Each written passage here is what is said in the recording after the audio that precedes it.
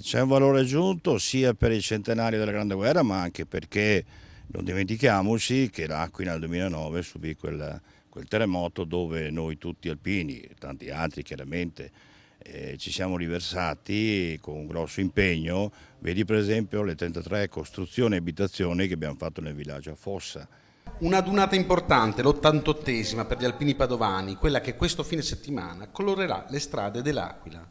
Una terra alpina, molte sono le penne nere padovane che hanno fatto il CAR alla caserma Rossi. E poi l'emozione di tornare lì, nel luogo del terremoto.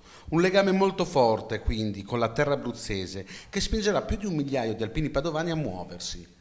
I chilometri sono tanti e molti sono già partiti per allestire le postazioni. Il resto della truppa seguirà giovedì e venerdì i compagni andati in avanscoperta. Rete Veneta racconterà l'emozione e l'allegria della giornata di domenica con una lunga diretta che collegherà idealmente il Veneto e l'Abruzzo.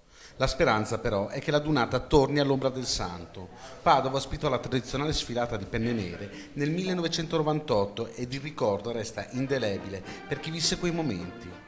Forse non sarà il 2017, ci dice Rizzi, ma la speranza è che presto la dunata torni. Ora, se non sarà per il centenario, diciamo che qui nelle nostre città di Padova sarà da qui a 4-5 anni, siamo veramente intenzionati a riproporci ancora come quella dell'ultima del 1998.